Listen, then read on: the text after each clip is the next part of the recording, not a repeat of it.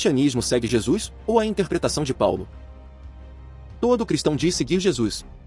Mas, na prática, o que define fé, salvação e vida cristã vem de onde? Dos ensinos diretos de Jesus. Ou da forma como Paulo organizou esses ensinos. A pergunta não é quem está certo. É, o que, de fato, molda o cristianismo vivido hoje? Jesus, anúncio e prática. Base. Evangelho de Mateus 4, versículo 17. Evangelho de Mateus 5, 7. Evangelho de Lucas 10. Jesus anuncia o reino de Deus e chama para uma vida transformada. O centro é arrependimento, prática ética, misericórdia, justiça, confiança.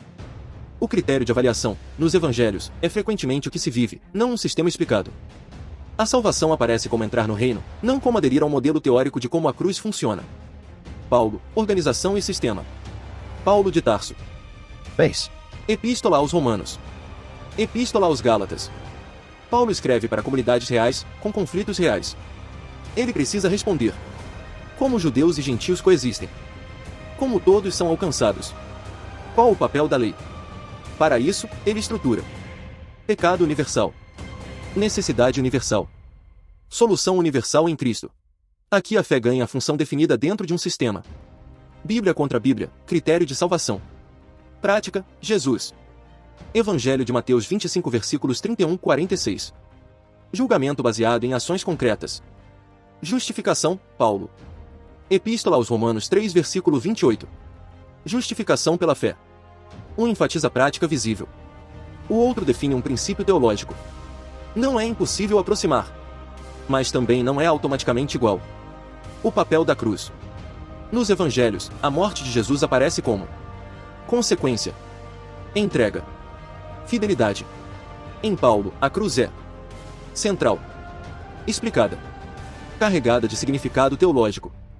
Isso muda a forma como a salvação é entendida. Prática religiosa hoje, mais Jesus ou mais Paulo? Observe o cristianismo moderno. Linguagem de aceitar Jesus. ênfase em justificação.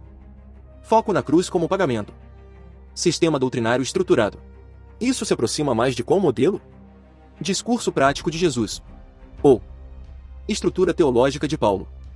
Não é sobre escolher, é sobre reconhecer. O erro não é usar Paulo.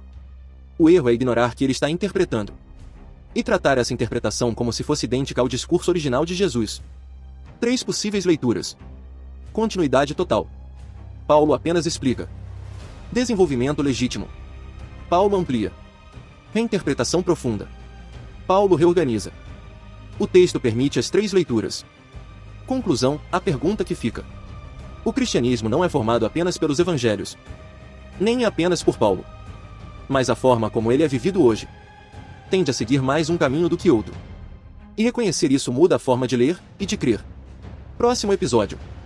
Se a interpretação molda a fé, então quem define a interpretação correta? Próximo episódio. Quem tem autoridade para interpretar a Bíblia?